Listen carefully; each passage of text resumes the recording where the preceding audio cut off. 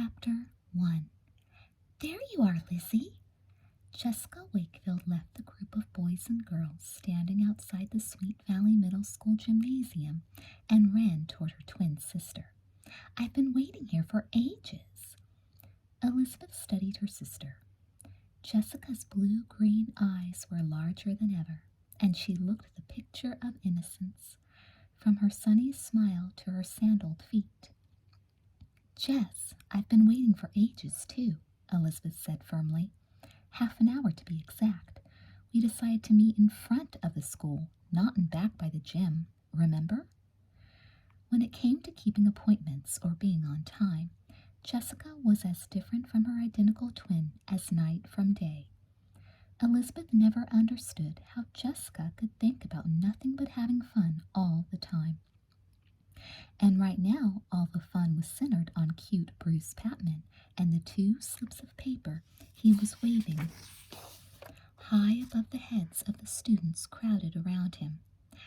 I guess I did forget about where we were supposed to meet, Liz, admitted Jessica, but you'll be glad I did when you hear my news. Her eyes sparkled with excitement. Elizabeth could never stay mad at her sister for long.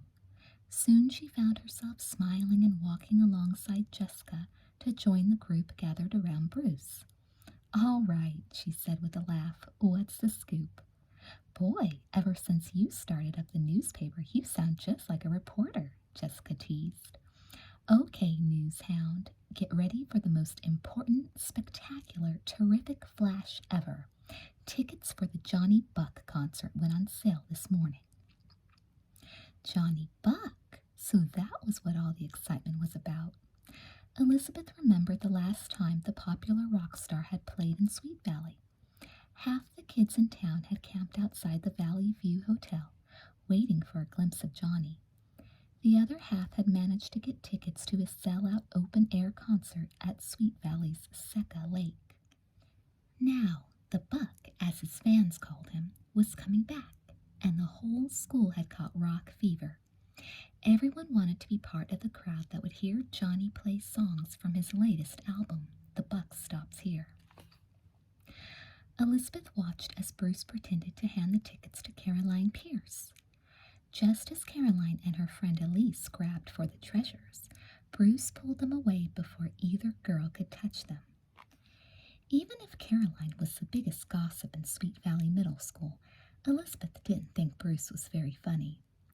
And those, Elizabeth guessed, must be 2 front-row tickets to the Bucks concert. You bet they are, squealed Jessica. Bruce is the first one at school to get tickets. He says the box office is half sold out, even though the show is still a week away. Elizabeth frowned. Bruce Patman would be first, she said, and you can be sure he didn't have to stand in line to get those tickets either. Bruce Patman was the only son of the richest family in Sweet Valley and never had to work for anything he wanted.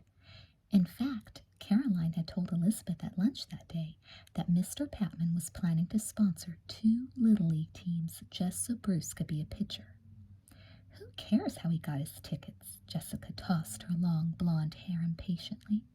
The point is, I can finally see Johnny Buck again, only this time I'll be watching him sing instead of looking at him from the street outside a hotel.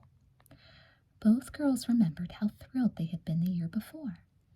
The handsome young singer had come out of the Valley View Hotel's rear door to sign autographs for the throng of fans who had waited all morning to see him. The crowd had gone wild as Johnny moved closer. Soon everyone was pushing and shoving one another in an effort to touch the singer. Unfortunately, the twins had been forced back into the street. But the young star had been worth the wait. He looked just like the photographs on his album covers. His curly blonde hair fell across his face. Only a few years older than the girls and their friends, he was light years away in sophistication and maturity. Johnny Buck had signed only 3 album jackets before his manager appeared at his side. Whispering into Johnny's ear, the older man began to pull the Buck away from his fans. A huge groan had gone up from the crowd. Hundreds of fans waved record covers, posters, and even their sneakers. They were all begging Johnny to sign just one more souvenir. That was why, when Johnny Buck suddenly smiled and tossed his striped cap into the crowd, both Elizabeth and Jessica had lunged for the hat as if it were the most valuable thing in the world. When Elizabeth felt her fingers close around the cap's broad brim, she thought she was the luckiest girl alive. A year later, as she stood watching Bruce pulling the tickets from the hands of his Sweet Valley friends, Elizabeth recalled the hurt and confusion she'd felt when Jessica had grabbed the precious hat away. "Wow," Jessica had told her sister, "that was close. It's lucky you caught it for me. Those two boys behind us would have ended up with my hat if you hadn't come to the rescue." "Your hat? I caught it." "Sure, but you saw the way the buck looked straight at me when he threw it. He wanted me to catch it. It's just that when his eyes met mine, I couldn't move. It was the same soft, wonderful feeling I get when I kiss his poster goodnight. Thank goodness I have a sister who thinks fast." So, even though the precious souvenir was rightfully her sister's, Jessica had sulked and pouted until she got her way. Elizabeth had allowed Jessica to keep the cap in her bedroom, beside her stereo. After all, a rock star didn't mean as much to her as her own twin. "Do you think if I bring my hat, Johnny will autograph it for me?" Jessica was making plans for this year's concert as the twins started home from school. "You sound as if you already have tickets," Elizabeth laughed. "What makes you think Mom and Dad will even let us go? After all, they said we were too young last year." "Don't be a silly, Liz. We're in middle school now, and that will make all the difference," Jessica's jaw said. "It's simply got to. I've already told Johnny I'm coming." "You what?" Elizabeth knew her sister was crazy about Johnny Buck. Who wasn't? But even though her walls were plastered with posters and photos of the buck, Jessica had never mentioned any conversations with him. "Well, I didn't actually tell him in person, but I wrote him this long letter that I just know he's going to answer. I told him to look for me right up front after the concert." "And just what makes you think Johnny Buck is going to pick you out from the biggest crowd in Sweet Valley history?" "My hat, of course." Jessica was beaming. "Your hat?" "I told him I'm the one he threw his cap to at the Valley View, and that I'll be wearing it so he can recognize me at the show. I wrote him about the unicorns too, Liz, how the whole club has sworn him eternal devotion, and how I want to make him a member." "You want to make Johnny Buck a member of the Snob Squad?" Elizabeth didn't like many members of the Unicorn Club, an exclusive group of popular girls to which Jessica belonged, and now Elizabeth felt Jessica was carrying her daydreaming too far. Why would a famous rock star want to join a girls' club, especially when the members spend all their time gossiping about clothes and boys? "Quiet!" Jessica grabbed Elizabeth's arm, then looked over her shoulder. "It's a secret," she whispered. "I'm going to surprise the girls after Johnny becomes a member. It will be just about the most exciting, fantastic thing any unicorn ever did for the club. It will also be a miracle." Elizabeth hoped her joking would bring Jessica down to earth, but Jessica talked about Johnny Buck all the way home. When the two girls walked into the bright, Spanish-tiled kitchen of their family's home, their older brother, Stephen, was waiting with bad news. "Guess which mature, responsible high school freshman is taking a date to the Johnny Buck concert next weekend?" Stephen was lounging against the refrigerator, from which he seemed to have removed everything edible. He began to juggle a package of bologna, a loaf of bread, and a slice of Mrs. Wakefield's orange walnut coffee cake. Just when it appeared he was about to drop all three, he set everything neatly onto the counter in front of him. "And," he continued, slapping Jessica's hand too late to prevent her from stealing a walnut from the cake's icing, "guess which two middle schoolers are still too young for the buck?" Jessica stopped with the walnut halfway to her open mouth. She could hardly believe what her brother was saying. "What do you mean?" she exclaimed. "It can't be true. Mom and Dad wouldn't do this to us 2 years in a row." Elizabeth stared at her. It didn't look as though Stephen was teasing. Sure enough, their tall brothers turned suddenly serious. "I'm sorry, girls," he told them. "I know how badly you wanted to see the buck this year. That's why I stopped by Dad's office on the way home from school. I thought if I spoke to him first, I could talk him and Mom into going with you. That way I'd be able to buy 4 more tickets when I picked up tickets for Marcia and me." Jessica brightened. "Well, I'll admit it's pretty gross to go to a concert with your parents, but it sure beats not going at all. For a minute there, I thought we were going to miss the most exciting event of the year." "You are," said Stephen. "Dad's on a big case out of town that weekend, and Mom's got a meeting with some important clients. Neither of them can make it." Mr. Wakefield was a lawyer, and Mrs. Wakefield worked as an interior designer. Although they made every effort to see that one of them was always home for Stephen and the twins, there were times when there just wasn't enough parents to go around. That was what their mother tried to explain to Jessica and Elizabeth when she came home from work a few minutes later. Tall and blonde like her daughters, Mrs. Wakefield served as a grade mother for the twins' class and as a member of the high school PTA. But, she now reminded her children, she also had a promising career. "The plans I designed for the Winthrop Towers have been approved by our board," she told them. "If the client likes them, I'll be responsible for the entire project." Her blue eyes glowed at the prospect. "I'm sorry that the meeting we've had scheduled for over a month conflicts with your big show." "We are too, Mom," Elizabeth said sadly. "I really want to hear Johnny sing Saturday Blues." "It's just not fair," insisted Jessica. "We're so much more mature this year. Ellen Reitman's sister Debbie is in Stephen's class, and she told Ellen she thought I looked like a freshman." "Looks are one thing, Jess," Mrs. Wakefield said, smiling, "but maturity is more than skin deep. I love you both, and I don't want my 2 favorite daughters in over their heads.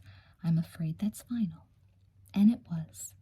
Mrs. Wakefield remained firm, even though Jessica put on one of her longest, saddest crying scenes, and Elizabeth promised they would get a ride straight home. Mr. Wakefield remained firm, too. The minute he stepped inside the door, he found Jessica hanging on his arm, a tearful expression on her face. "Oh, Dad," she wailed piteously, "you simply have to let us go see the buck. If you don't, Elizabeth and I will just die." Jessica stopped crying and studied her father to see if she'd gotten through. His smile looked as warm as ever, but Jessica could tell he wasn't giving in. "You won't die," he assured Jessica, "but with more performances like this one, you might have a future in the theater." But Jessica was far from finished. As soon as the Wakefield sat down to dinner, she continued her campaign. She spent more time sniffling than eating. Just before dessert, she played her most dramatic scene of all. She wiped her eyes with a napkin, sat up very tall, and spoke in a calm, even voice. "I'm sorry, Mom and Dad. Elizabeth and I are being totally unfair. After all, we can't expect you to give up your lives just because we want to go to a silly rock concert." Everyone at the table seemed surprised by her sudden change of heart. Now that she had their attention, Jessica really poured it on. "Those tickets cost $25 apiece, and 2 extras would be a big expense. We'll go with Stephen and Marcia. We'll be really good. They won't even know we're along, and we'll even work to pay our own way." "You bet," chimed in Elizabeth, surprised by her twins' determination. "We can mow lawns and run errands, and there are lots of young children in the neighborhood. We could even babysit." Mrs. Wakefield reached for her husband's hand, then smiled at the girls. "I think you've overlooked Stephen in all this," she said. Stephen's face reddened as she tousled his dark hair affectionately. "This is his first date with Marcia Crane. I think he's nervous enough without being saddled with you 2 mischievous kids." "That's right," Mr. Wakefield added, a patient firmness in his tone. "You know that your mother and I don't enjoy disappointing you 2. And you know it isn't simply a question of money. We'd be glad to help you get tickets if there were any way we could go along too. But there's not, and we are not going to take the easy way out of this problem by giving in and letting you fight a crowd that's too old and too fast for you. And that, young ladies, is my final word on the matter. Case dismissed." Because Mr. Wakefield was a lawyer, that comment often made his daughters laugh. But no one at the Wakefield dinner table laughed that night. In fact, after the twins had done the dishes, they hid away in their upstairs bedrooms. Neither girl found anything about the horrible day the least bit amusing. But Elizabeth couldn't keep a black mood for long. Alone in the cheerful cream and blue bedroom she decorated herself, She soon regained her usual optimism. She decided that the only thing to do was to work hard to earn her parents' trust, so that next year things would be different. Within a few minutes, she had forgotten all about Johnny Buck and was trying to remember how to convert fractions to decimals. That was when the bathroom door that connected her room to Jessica's suddenly flew open. "I can't think," Jessica announced, exploding like a blonde bomb in the middle of Elizabeth's homework. "I think I need advice from someone who got a 4-minute head start in the world." The two always joked about the fact that Elizabeth was 4 minutes older than Jessica. Sometimes Elizabeth really felt like a big sister to her headstrong twin. "Okay, Jess," she said, closing her math book. "What's the problem?" "The same problem we've had all day, of course." Jessica plopped into her sister's blue corduroy bedspread and pulled her knees up. "How are we going to get to the Bucks concert next Saturday?" Elizabeth wasn't surprised. After all, Jessica almost never took no for an answer. Still, she thought her parents had made their feelings clear. "Jessica," she said, "Mom and Dad aren't punishing us. They're doing what they think is right, and I, for one, am not about to sneak off behind their backs. Besides," she continued, "you don't have 25 cents, not to mention $25, to spend on a ticket. You just paid a fortune for that new blouse from Kindle's." Jessica crinkled her nose with distaste. "That old thing? It's too hideous for words. I don't know why I ever saved up 3 weeks' allowance to buy it. I'm going to take it right back tomorrow." "You can't, Jess. It was on sale. Why don't you face facts? We're just going to have to wait until next year." "Next year?" Jessica looked as horrified as if her twin had suggested waiting until her next lifetime. "I sure came to the wrong person for advice." She lifted herself from her sister's bed and opened the door to the bathroom. "You can be Miss Goody Two-Shoes if you want," she announced, determined. "But I'm going to see Johnny Buck in person next week, and nobody is going to stop me." Chapter 2. "I figure," Elizabeth told her twin as they walked to school several days later, "that you called every house in Sweet Valley this weekend." She spoke in a deep, gruff voice, imitating their father's best courtroom manner. "You proved beyond a shadow of a doubt that no one in town needs their children watched, their grass cut, or their car waxed." Jessica was not at all amused by her sister's joke. "I never should have bought that blouse at Kindle's." She stopped in the middle of the sidewalk and studied Elizabeth as if she were seeing her for the very first time. "The color is all wrong for me, but it would be just dynamite on you." Elizabeth couldn't help laughing out loud at her sister's transparent plan. "Jessica Wakefield, if you think you can talk me into buying that blouse from you so you can sneak off to see the Buck, you're crazy." But Jessica didn't know when to give up trying to get what she wanted, especially when it was something as vital as a Johnny Buck concert. "Well, you always did look better in purple. Besides, the way you've been hoarding your allowance lately, I bet you've saved about $1 trillion. It was true. Elizabeth had been saving up her allowance and even her lunch money, but not to buy a purple blouse from Jessica. Aside from that, purple was Elizabeth's most unfavorite color. But most of all, Elizabeth didn't want any of her classmates making the gross mistake of thinking that she was a unicorn. "Jess, we're already 10 minutes late because you couldn't decide how to wear your hair today. Don't be a pest about how fabulous I look in purple. I won't have a penny to spare this week if I'm going to buy those earrings for Mom's birthday." Jessica had been with Elizabeth when she found the gold hoop earrings at the Valley Mall. Their mother loved oversized earrings, and these would make a perfect gift. But Mrs. Wakefield's birthday was still a whole month off. The concert was just 4 days away. If only Jessica could think of a way to postpone buying her mother's birthday present, then she could borrow the money she needed from Elizabeth. Even after the twins had raced through the hallways of Sweet Valley Middle School, Jessica was still scheming. As the first bell rang, they rushed to put their books and jackets into their lockers, and then Elizabeth dashed off toward homeroom. But Jessica had more important things to worry about than school bells. Finally, as the last bell rang, she gave herself a quick inspection in the tiny mirror she kept in her locker. Her hair looked all wrong, so she decided to put it up into a bun like a ballet dancer's, when she saw the solution to her problem walking down the hall.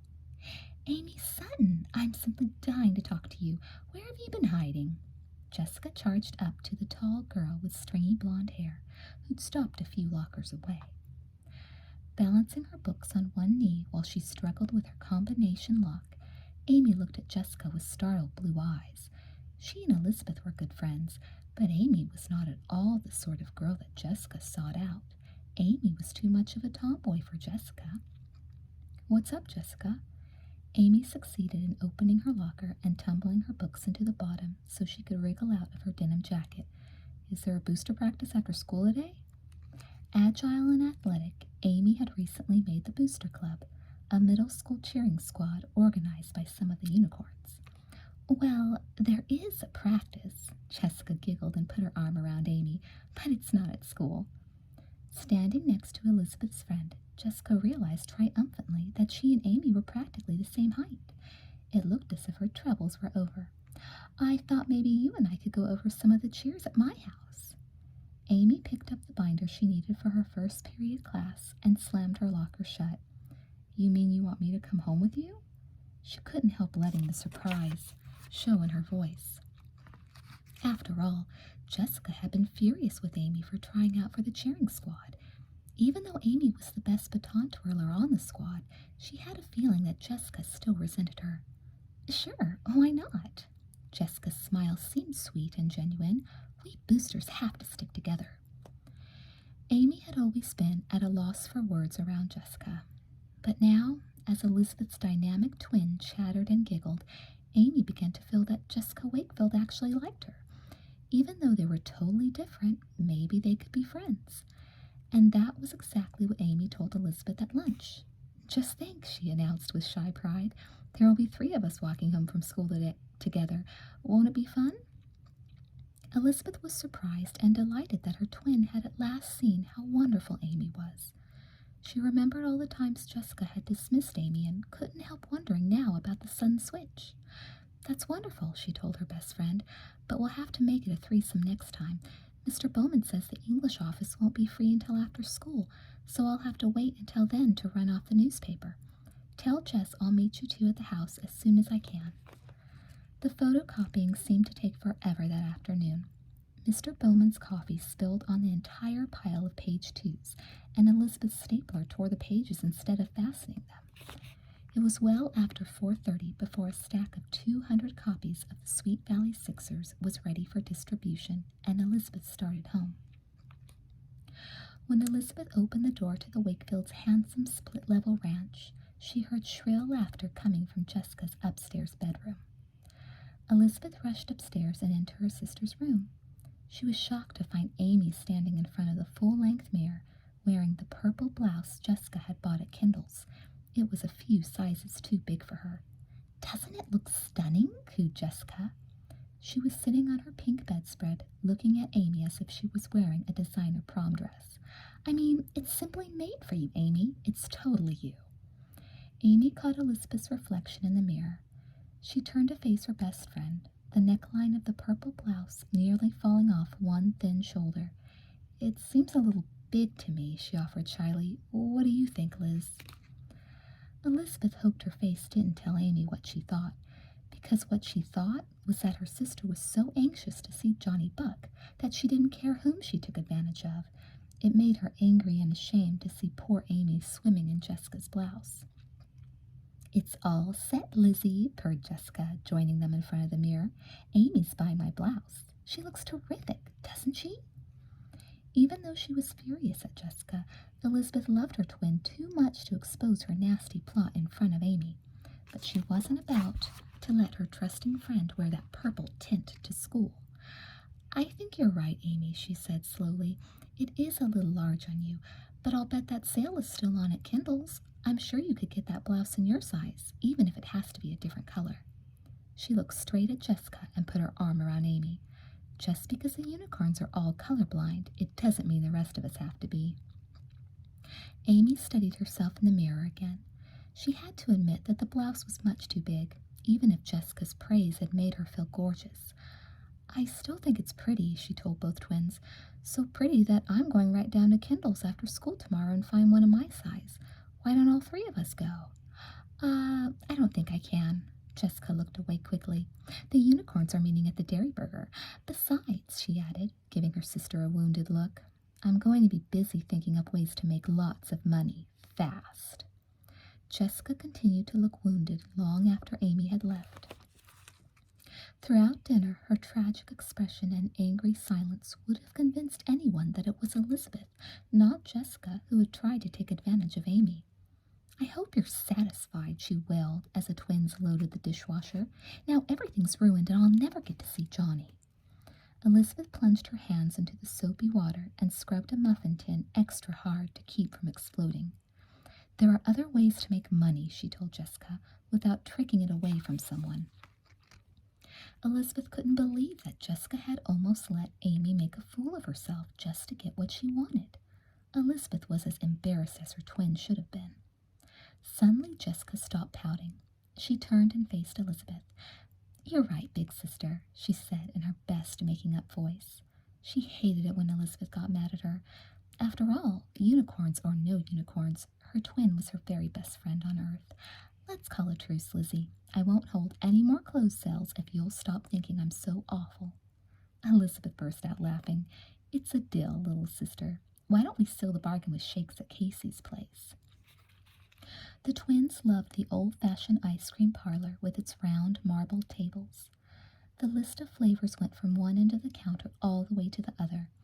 It didn't take much pleading to convince Mr. and Mrs. Wakefield and Stephen that the whole family needed an ice cream break. Everyone piled into the Wakefield's maroon van and headed downtown for the Valley Mall. Casey's was as crowded as always, so the twins volunteered to stand in line.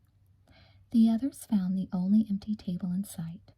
Soon Stephen relayed his parents' orders for 2 butterscotch sundaes with chopped nuts. Jessica and Elizabeth didn't need to ask what their brother wanted.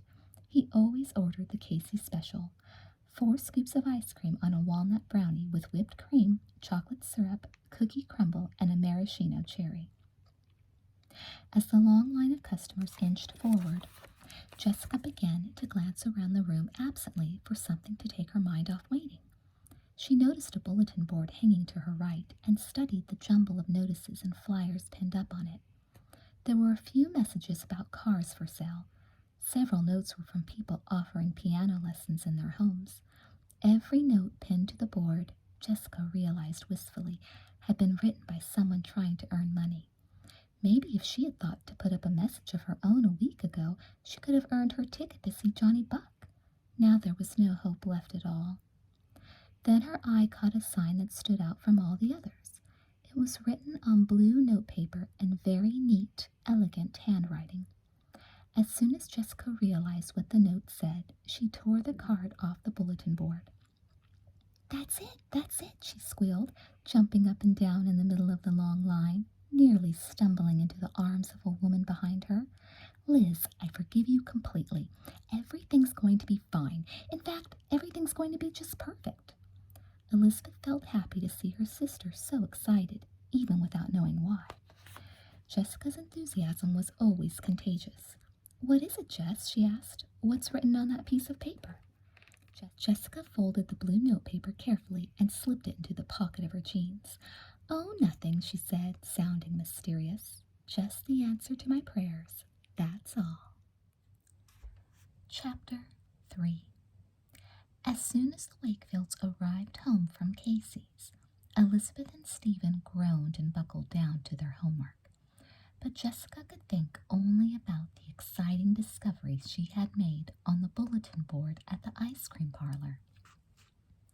Liz, she called softly, opening the bathroom door to her twins' room. Can you take your nose out of those boring books long enough to help me with something? Elizabeth looked up from her desk to find her sister smiling the smug grin that signaled a plot was hatching. She couldn't help smiling back. So you've decided to tell me about that mysterious blue paper after all. You know I can never keep secrets from you. Besides, I need someone to stand guard duty while I make a super urgent phone call. Popping with pride at her cleverness, Jessica pulled the notice from her pocket and unfolded it on Elizabeth's desk. A headline was written along the top of the paper. Animal Lover, it said in neat, graceful script. Underneath were the words on which Jessica was pinning all her hopes. Needed for 3 days. Dog sitter to provide loving, tender care for well-behaved pet. $25. Call C. Bramble, 555-9721. But, Jess, Elizabeth protested as soon as she'd read the ad, you hate dogs. That time the Hendersons came to Dad's barbecue with their chihuahua, I thought you were going to jump out of your skin. It was true. For as long as she could remember, Jessica had detested the sight, smell, and touch of all dogs. In fact, although she wouldn't admit it even to herself, she was deathly afraid of them. And somehow they always knew it. I do wish it could have been another kind of pet, she confided now. A nice quiet cat or a goldfish. Even a parakeet wouldn't be so bad. Anything that wouldn't insist on putting its filthy paws in your lap and slobbering all over you with its disgusting tongue. To Jessica, Johnny Buck was worth any sacrifice. There was just no other way to earn money in the few days remaining until Saturday. Picturing the Buck's handsome face leaning close to hers while he autographed his cap, Jessica grabbed Elizabeth's hand and pulled her twin into the hall toward the phone. While Elizabeth watched to make certain no one in the family interrupted, Jessica dialed the number on the notice. C. Bramble turned out to be Catherine Bramble, an elderly-sounding woman who lived nearby in a small home on Shady Dale Court. She told Jessica that the job was still available, and that after school the next day would be an excellent time to visit and discuss the details. Jessica hung up the phone, beaming triumphantly. She hugged Elizabeth and did 3 pirouettes down the length of the hall. I did it! Just think, by this time tomorrow I'll be $25 richer and 1,000,000,000 times happier. But suddenly her sunny mood dimmed. If I get this job, that is. Oh, Lizzie, how will I ever get through that interview? You've got to come with me. You always know what to say. Jess, Elizabeth reminded her twin, this is all your idea. I don't want any part of it. But Liz, what if the dog is there? What if Mrs. Bramble expects me to actually touch it? I'll die. I'll simply die. I told her I'd go over right after school tomorrow. It would only take a minute or two, and you know what a big fuss little old ladies and animals always make over you. You'll make just the right impression. I know you will. Right after school tomorrow, in case you've forgotten, we have dance class with Madame Andre. You were her star pupil until you made the Booster Club. Now you've decided cheerleading is more important than ballet. And if you miss one more lesson, I have a feeling those veins in her forehead are going to explode. Both twins giggled at the thought of their dignified dance teacher losing control. All right, you win, said Jessica. I'll go to the interview by myself if you make things right with Madame Andre. Tell her I'm in bed with pneumonia, begging to dance. Tell her I broke both legs, but I'll be in next week. Or tell her I drowned in the ocean with my toes pointed all the way down. Jessica clutched at her throat and fell heavily to the floor. I'm sorry, Madame Andre, Elizabeth announced in a mock solemn voice. My sister won't be joining us today, but I'm proud to tell you that her last words were, shoulders back, stomach in. Just then Stephen opened the door.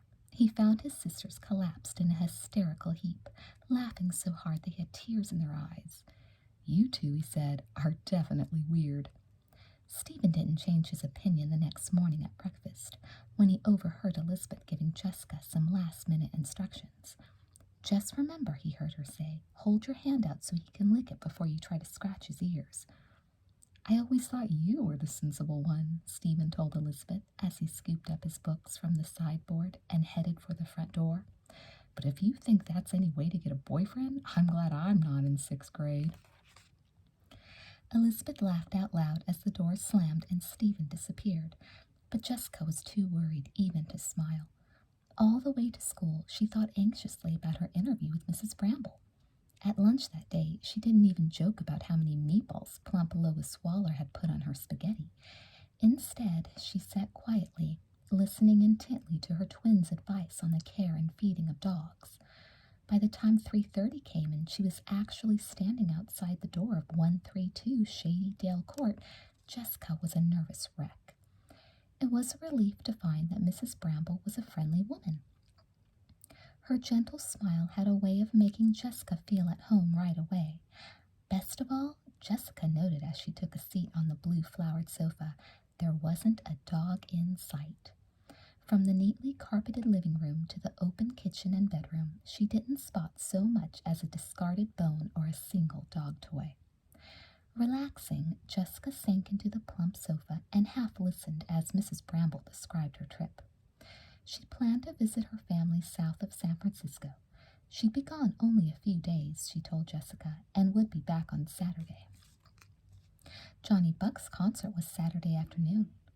Jessica was afraid for a minute that the job wouldn't allow her to see the Buck after all. But once Mrs. Bramble explained that she would be home before lunch, there was no turning off the Wakefield charm.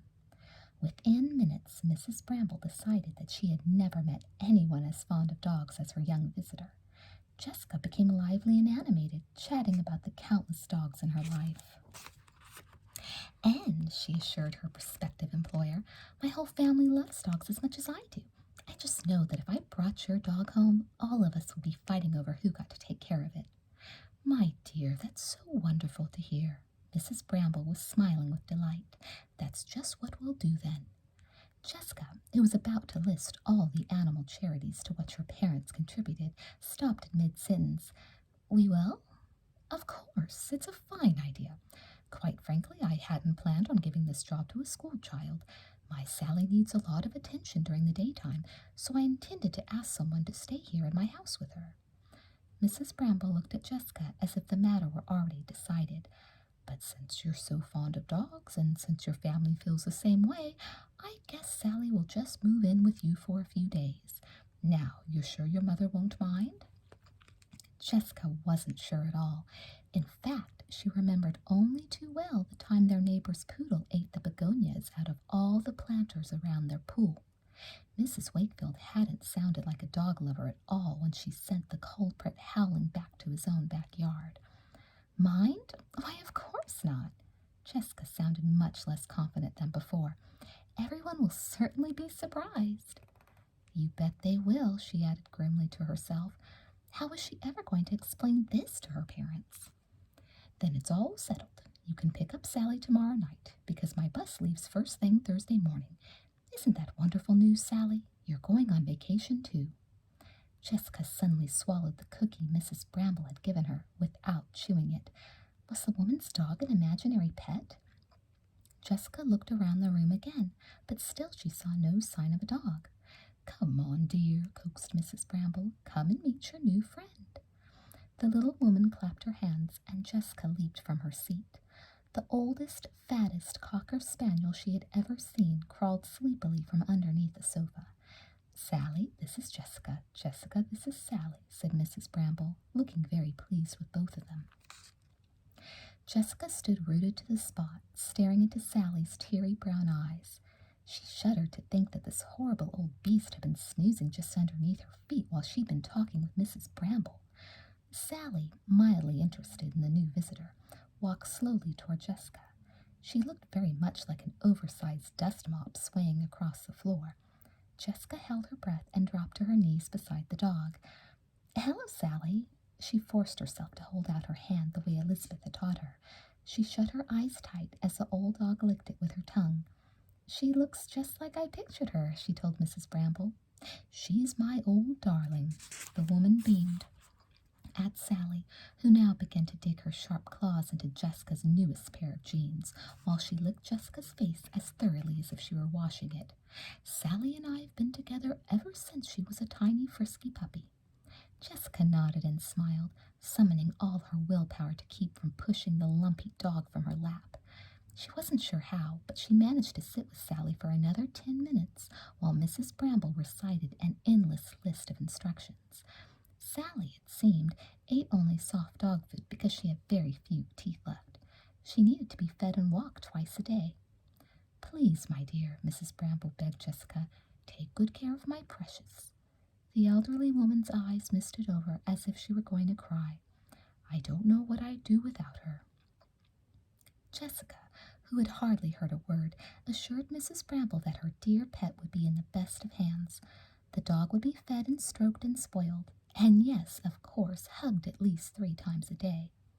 "Very well, I'll give you some money now for Sally's food, and I'll pay you $25 on Saturday when I pick her up." Mrs. Bramble lifted the heavy dog from Jessica's knees and placed her tenderly on her own lap. Jessica had forgotten that work was usually paid for after it is completed, but she knew that she couldn't count on getting a ticket to the Bucks show if she waited until Saturday to buy it. Desperate, she tried to think of a way to convince Mrs. Bramble to pay her in advance. "I wonder," Jessica ventured timidly. "I mean, it would be so wonderful if I could have the money now. Saturday will be too late." "Too late for what, dear?" Mrs. Bramble stopped stroking Sally's shaggy neck to look at Jessica, who now had a timid expression on her face. "You see, my sister and I have been saving all our money," explained Jessica slowly. "My mother's birthday is coming, and we want to buy her something extra special. That's why I applied for this job, aside from the fact that I adore dogs, that is." "And her birthday's before Saturday, is it? I see. Well, in that case, I think Sally and I can pay you right now. Can't we, Sally, dear?" Mrs. Bramble slipped the fat dog off her lap and walked to the closet. She found her purse and took out 2 $10 bills and 1 $5. When she placed the money in Jessica's hand, she was rewarded with a dazzling smile that showed the dimple on Jessica's left cheek. Jessica ran home with the money safely in her pocket. She felt only the teensiest bit guilty about the way Mrs. Bramble had stood by her door to wave goodbye. "Don't forget," the old woman had reminded Jessica as she left, "to tell your mother happy birthday from Sally and me." Chapter 4. When the twins arrived at school the next morning, the members of the Unicorn Club were standing in a small group just outside the main entrance. As soon as she saw her friends, Jessica waved a hurried goodbye to her sister and rushed to join them. Leela Fowler and Ellen Reitman, her 2 6th-grade pals, turned to greet her. The older members were too busy listening to Janet Howell to look up. "He's a junior and he lives in San Francisco. He's coming down for the weekend because he's never missed a Johnny Buck concert." Janet, who was the 8th-grade president of the Unicorns, didn't sound at all like her usual bossy self. Her voice was all bubbly and excited, and her words tumbled out so fast Jessica could hardly keep up. "Nice!" Leela exclaimed. She then turned to Jessica and said, "I suppose you're going to tell us you're traveling to the show in Johnny Buck's private jet." "Not exactly." Jessica waited until she had the whole group's attention. When all the girls were listening, she lowered her long lashes and added quietly, "I'm meeting Johnny after the show." Leela's pretty face registered amazement. "You're what?" she shrieked. The unicorns gathered in a tight circle around Jessica, all of them dying to hear more. Everyone, including Janet, seemed to have forgotten about her brother's roommate. "You mean," Janet asked eagerly, "you've actually talked to Johnny Buck in person?" "Johnny's eyes did all his talking for him," answered Jessica dreamily. "Last year, he picked me out of a whole crowd to throw his hat to." "Oh, that old story again." Janet seemed relieved that Jessica's news was disappointing. "We've all heard how you got the Buck's cap 1,000,000 times. Let's not make it 1,000,001. But Jessica wasn't finished. She paused dramatically, then stared at Janet with wide eyes. "Oh, then I guess you don't want to hear about the Buck becoming an honorary unicorn." Even Janet was stunned into silence. For several seconds, all the girls stood frozen around Jessica. Then, suddenly, everyone started talking at once. "It's just too wonderful," cooed Mary Giacchio, a 7th-grader. "I can't believe it," gasped Tamara Chase, another older unicorn. "The Buck joining the unicorns?" Kimberly Haver's dark eyes flashed. "Tell us everything, Jessica, absolutely every single wonderful detail." "Just a minute." Janet looked suspicious and hopeful at once. "Who says that just because Johnny Buck tossed Jessica a hat, he's all of a sudden going to join our club?" "Oh, he already knows all about us, Janet. I wrote him all about the unicorns. I even wrote my last letter to him in purple." Even though Jessica's last letter to the star had also been her first, she was certain everything would work out as she dreamed, if only she could get to the concert on Saturday. "So this year," she announced grandly, "I'm not going to have the same old story to tell. In fact, I'm meeting the buck after his show, and I'm getting my hat decorated with the most special autograph in all the world." "How incredibly romantic," Ellen sighed. "So he really is going to meet you?" asked Janet. The unicorn's president was looking at Jessica with new respect. "Yes, unless—" Jessica fluttered her lashes again, like the heroine of a teenage soap opera. "Unless my parents stop us. You see, my mom and dad don't want me to see him." "How utterly tragic," Ellen gasped. "I wish I could help you, Jess, but my parents won't let me go to the show." "Mine either," admitted Mary. "Nor mine," added Tamara. "They say rock concerts can get too wild."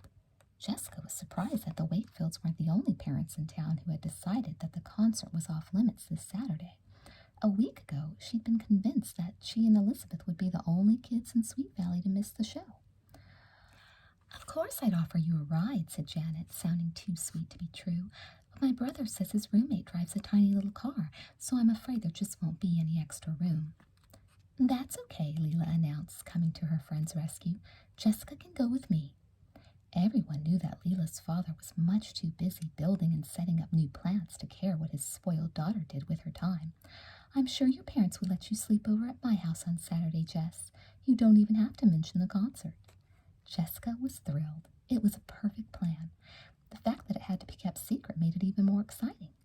"Leela Fowler," she told her friend, "you are completely brilliant, and you'd better bring all your Buck albums with you to the show. I'm going to ask Johnny to sign every one of them." When the first bell rang, the unicorns were still sighing over Jessica's daring romance. Before the second bell, each girl made a solemn promise not to tell anyone about Leela's plot to help Jessica sneak out to the concert. As Leela and Jessica raced up the stairs to the school's central corridor, they made plans to meet after school to buy their concert tickets. All through English, Elizabeth noticed her twins' wide smile. She thought it was strange that Jessica looked so happy, especially when the class was reviewing sentence diagrams. It was a subject that Jessica hated, but Jessica was the very picture of contentment. And when Mr. Bowman called on her, and it became obvious that she hadn't the least idea what a prepositional phrase was, she continued to wear the same dreamy grin. Even lunch couldn't destroy Jessica's romantic mood.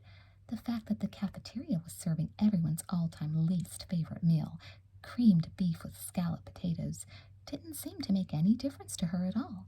Elizabeth was puzzled as she watched her twin devour the soupy beef with relish. "Jess, you're usually the pickiest eater on earth. How come you're the only person in this whole room enjoying the Sweet Valley mystery meat?" The twins grinned at each other. Jessica couldn't wait any longer to let Elizabeth in on her terrific secret. "I could eat dog food mud pies today," she declared happily, "and it would still taste great. Leela and I are buying our tickets to the Bucks concert after school today." She saw the worried look cross her sister's face.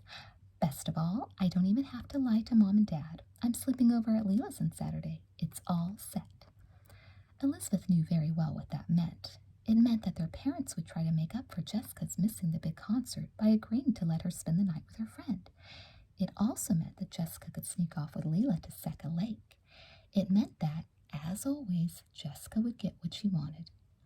Elizabeth knew she should be angry at this latest scheme, but looking at Jessica's sunny smile was enough to stop Elizabeth from lecturing her twin. It was hard not to admire Jessica's determination, although she herself would never go against her parents' wishes. "Of course, you've got to promise never to tell Mom and Dad, Lizzie." Jessica leaned across the table and dropped her cup of butterscotch pudding onto her sister's lunch tray. "I'll give you my desserts for the rest of my life if you'll do this special favor for me. I won't ask you to do my math homework ever again. I'll do the dishes and clear the table from now on." Elizabeth knew how short Jessica's memory could be when it came to promises. Still, she loved her impetuous twin more than any other person in the world. Okay, she laughed, returning the pudding to Jessica's tray. "I don't need to be bribed, especially with butterscotch. The next time you want me to keep a secret, you'd better choose a day when they're serving chocolate." When school was over and Jessica and Leela had bought their tickets, only one problem remained. How was Jessica going to persuade her mother to let her keep Sally for the next 3 days? As she walked home from the ticket outlet in town, Jessica remembered the interview with Mrs. Bramble and the awful, hairy price she would have to pay to see her idol. Guess what? She asked Stephen and her mother when she found them in the backyard. Stephen, dressed in blue tennis shorts and sneakers, was skimming the pool. Mrs. Wakefield was busy painting the low white brick wall that curved around the huge bed of flowers she had planted last fall. The bright Southern California sun poured over the large grassy lawn and bathed everything in an afternoon glow. I met the dearest little old lady who lives practically around the corner. That's nice, dear. Mrs. Wakefield continued painting in smooth, even strokes. She has this cute old dog that she can't bear to put in a kennel. Stephen looked up. This was the first time he had ever heard his sister mention a dog without sounding as if she were talking about a flesh-eating monster. Why would she have to put her dog in a kennel? He asked. Because she wants to visit her family outside of San Francisco. She and Sally, that's her dog, have been together ever since Sally was a tiny puppy. They've never been separated, and Mrs. Bramble doesn't know what to do. That's a shame, sympathized Mrs. Wakefield, still brushing carefully over the wall. It sure is, Jessica answered with conviction. I just wish there were some way to help. Sally is absolutely no trouble. I mean, all she does is eat and sleep. You know how it is when you get old. Mrs. Wakefield smiled. Not quite yet, she said, turning away from her painting. Knowing how you've always felt about dogs, young lady, I'd say this Mrs. Bramble must be quite a wonderful person to make you so concerned. Oh, she definitely is, Mom. She's terrific, and she'll only be gone for 3 days. I told her I was sure you wouldn't mind. I said I'd walk Sally every morning and every night. What? Stephen couldn't believe his ears. You actually volunteered to take care of a dog? Well, Jessica answered quietly, Mrs. Bramble insists on paying me, but I really just want to give her some peace of mind about her sweet old pet. I'm not sure I understand, interrupted Mrs. Wakefield. Do you mean to say that you've contracted to get up early for 3 mornings to walk a dog? Jessica, you are always the last one in the family to come down for breakfast in the morning. I know that, Mom, but I promised Mrs. Bramble I'd walk Sally at least twice a day. Jessica's eyelashes began to flutter, and her voice got very soft. The only trouble is that Mrs. Bramble wants Sally to stay with us. With us? Mrs. Wakefield put her paintbrush down and walked over to stand beside her daughter. Jessica, I am proud you want to help a neighbor. I do think you should have consulted your father and me before you offered our home, though. Oh, Mommy, answered Jessica, her huge aqua eyes brimming with tears. It's just that she had nowhere else to turn. Sally is used to attention all day long, and she'd positively pine away if she were left alone in that empty house all day. Jessica looked as frightened as if it were she who might be left alone. And you know a kennel would be even worse. Think of her locked in some tiny, smelly cage. Oh, please, please, it's only for 3 days. The last thing Mrs. Wakefield wanted to discourage in her daughter was loving concern. She was touched by the kindness Jessica had shown Mrs. Bramble. Although she had not forgotten her encounter with the begonia-eating poodle, she decided that Jessica's generosity should be matched by her family's. All right, Jess. I suppose that if you can overcome your fear of dogs for 3 days, the rest of us can roll up our sleeves and help you. Right, Stephen? I guess so, answered Stephen, still puzzled by his sister's display of neighborliness. Let me just get this straight, Jess. Are you sure this animal has hair, 4 legs, and a tail? Of course, silly. She even sat on my lap, replied Jessica. That does it, exclaimed Stephen. I think the real Jessica has been replaced with an incredible look-alike. Laugh if you want to, Jessica told him, treating her brother to a radiant smile. That little dog means an awful lot to me. I intend to take very, very good care of her. Chapter 5. Mr. Wakefield was as impressed with Jessica's good intentions as his wife and son had been. In fact, it was no time at all before they were praising generous Jessica to the skies. They all offered to help her in any way they could. Her dog-sitting job became a Wakefield project. Sally's arrival was eagerly awaited by the entire family. Later that night, when Mrs. Bramble called, Jessica convinced Elizabeth to go with her to pick up the dog. Mrs. Bramble and Sally were eagerly awaiting the twins' arrival. A huge dog bed full of blankets, toys, and treats was already stacked up by the door. Mrs. Bramble was bubbling over with enthusiasm and gratitude when they finally arrived. Why, my goodness, I thought I was leaving Sally with just one perfect pet sitter. Now it appears I have 2, and I can't tell who's who.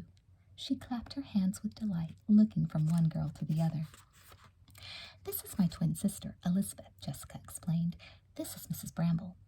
I'm very pleased to meet you. Elizabeth shook Mrs. Bramble's hand and, smiling, patted the dog on the head, and Sally, too.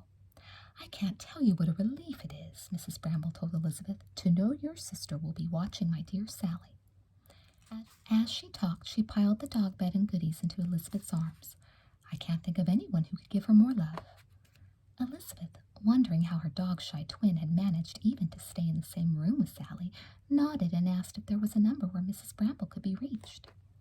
The kind woman wrote her family's address and phone number on a piece of paper and slipped it under the pink pillow of Sally's bed. I'm sure you won't need it, though, she added. My Sally is in the best of hands. Of course she is, Jessica beamed, feeling totally relaxed now that her sister was holding the dog bed and looking so capable. She was always certain things would go smoothly when Elizabeth was involved. We really have to go now. I promised my family I'd bring Sally right home. Everyone is dying to see her. Very well, dear. I'll call later to say good night to Sally. She likes to hear my voice just before she goes to sleep. Mrs. Bramble handed her Sally's leash, and Jessica suddenly found herself being pulled sharply toward the door. The dog wanted to go out and was obviously used to getting her way. All Jessica's composure vanished in an instant. The leash felt as if it were being tugged by a cyclone, just when everything was going so well. The last thing she needed was to lose control of Sally and end up chasing her all over the house. She had to do something fast. Oh, Lizzie, look at you, all loaded down. Jessica quickly handed the leash back to Mrs. Bramble and ran to her twin's side, grabbing the huge straw basket from her. Why don't you take the doggie while I help you with this heavy old thing? She yanked the dog bed out of Elizabeth's arms with such force that a box of puppy pops and a rubber lamb chop fell to the floor. That was all Sally needed. Jerking the leash from Mrs. Bramble's hand and squeezing between Jessica's legs to reach the fallen chop, Sally moved faster than Jessica would have imagined possible. When she felt the animal dart between her feet, it was too much even for an accomplished actress like Jessica.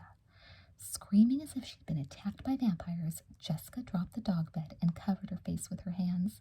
Liz, she shrieked, help, help! Fortunately, the big bed narrowly missed Sally's tail. The dog proceeded to pick up her toy and return to Jessica, wagging her tail. She dropped the squeaky chop at her new sitter's feet and waited expectantly for Jessica to continue the game. But Jessica was in no mood for games. She stood still, her eyes covered and her body shaking with genuine fear. Elizabeth stopped quickly to pick up the fallen bed. She knew she couldn't let Mrs. Bramble discover the real cause of Jessica's distress. Did you drop this heavy bed on your toe, Jess? She asked her twin. I'll bet that hurt.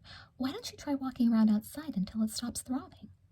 Gratefully, Jessica rushed out of the house, while Mrs. Bramble bustled into the kitchen to get an ice pack.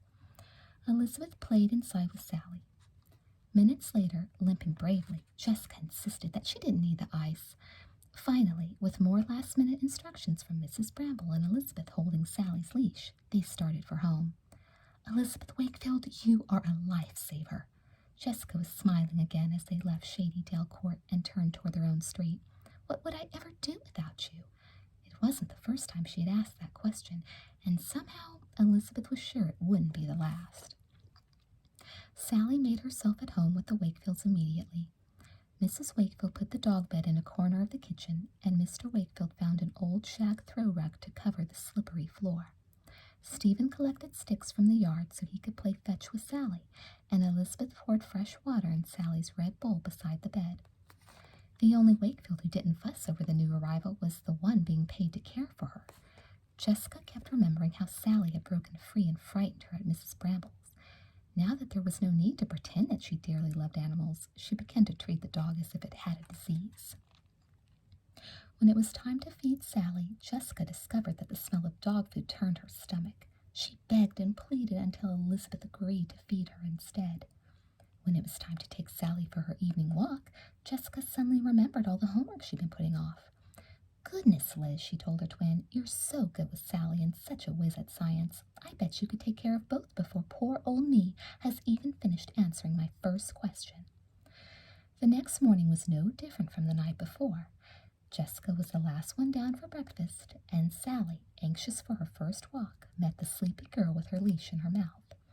At that very moment, though, Jessica remembered she was supposed to be at school early. She slipped a piece of toast from her plate, gathered up her books, gave her mother and father hurried kisses on the cheek, and flew out the door. "Cross my heart," she announced hurriedly. "I'll walk our cute little guest the minute I get home from school. But right now I have an urgent meeting." Jessica left a confused Sally whimpering at the door. "Pretty please, Stephen, walk her for me this morning. I'll love you forever." "I'll bet," grumbled her brother, picking up Sally's leash. As he and the dog left for their walk, they watched Jessica disappear across the backyard. It was the first time Stephen had ever seen his sister anxious to get to school. Jessica's meeting was with the unicorns. Although the 7th and 8th graders usually controlled the club, today it was Jessica who was the center of attention. "Hi, Jessica," called Janet Howell as soon as she caught sight of Jessica. "Leela says you two bought your tickets to the concert yesterday. How would you both like a ride with me?" "I thought there wasn't enough room," Jessica reminded her. She couldn't figure out why the snobbish club president was suddenly so considerate. "Well, one rider can't go, and I just thought it would be great to meet Johnny with you after the show. After all, I am the unicorn president, so I should probably welcome him to Sweet Valley." "Hey, Jessica." The voice came from behind them, and all the girls turned to see Bruce Patman walking up the steps. He was wearing a football jersey that was much too big for him, but Jessica thought he looked cute anyway. "I hear you've got a connection with the Buck." Bruce was looking straight at Jessica now. It was as if none of the other unicorns even existed. "Caroline Pierce told Alex Bettner you can get his whole band's autographs. How about you and me having a Coke at intermission?" Thanks to gossipy Caroline, everyone in school knew about Jessica's letter to her idol. She smiled at Bruce. "I'd like that," she told him. "News sure travels fast," Janet sneered. "How would Caroline Pierce know anything anyway? She's not even a unicorn." "Maybe not," commented Leela, "but that doesn't stop her from knowing everything about everybody. I'll bet she already knows what we all had for breakfast this morning." "Big deal," Bruce added as the first bell rang. "I can tell you all something about lunch, and school hasn't even started yet." "Really?" Jessica asked, impressed. "Yep, it's going to make everyone sick." The second bell sounded, and the unicorns pushed through the big oak doors, laughing and crowding around Jessica and Bruce. As Bruce walked with her down the hall, Jessica felt so happy she could burst. Her excitement over the concert lasted all day long until the twins came home exhausted from their Thursday afternoon ballet class. No sooner had Jessica plopped down her books and reached for a bunch of grapes on the kitchen table than Sally jumped up on her lap with a bark that needed no translation. "Oh no," wailed Jessica. "She wants to go for a walk. What'll I do?" "Take her," Elizabeth laughed. "If you don't, we're liable to have a very wet floor and a very angry mother." "But Liz, I just can't. I have this horrible pain in my side after all that dancing. I don't think I can walk a step."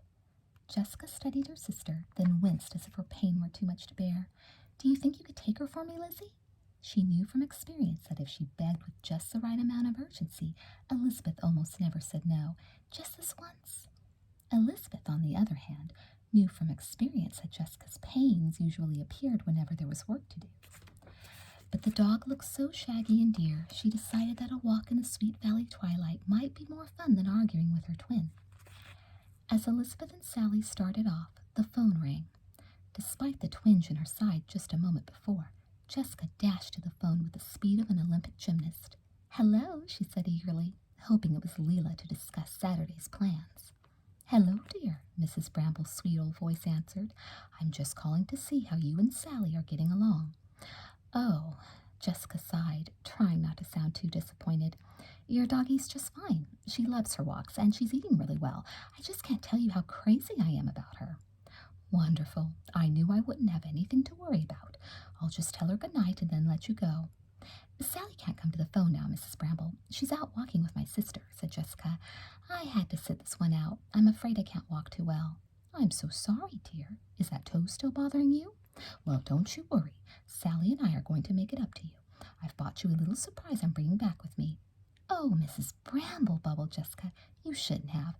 Besides, all Sally and I want is to see you back bright and early Saturday." "I can't wait to see you both. Good night, dear." Jessica's side felt fine until dinner was over and it was time for homework. Then, as her math assignment got more difficult, her muscles ached more and more. She had chewed her way through a whole bag of corn chips and broken 2 pencil points before she decided to get some help. Opening the door to her twins' room, she saw Elizabeth hard at work, the bright desk light shining across her English book. Gosh, Liz, she said, peering over her sister's shoulder, you've finished your math already. You're so much better at word problems than I am. I think that if I worked the rest of my life, I'd never be as good as you. Elizabeth heard a familiar tone in her sister's voice. If you're working your way up to asking me to help you with your math homework, Jess, the answer is no. How will you ever get better if you always get me to do all your problems for you? Jessica put her arms around her twin. Oh, Lizzie, I wouldn't ask you unless I absolutely positively had to, but unless you help me with my math, I'll never get my science or English done. And if I don't get my other subjects finished, I'll have to stay after school tomorrow. And if I stay after school, I'll get home too late to walk poor old Sally. And if I get home too late to walk Sally, you'll end up doing it for me. She pulled Elizabeth from her chair and skipped toward her room. I just couldn't let you do that again. After all, Sally is my responsibility. You wouldn't want me to let Mrs. Bramble down, would you?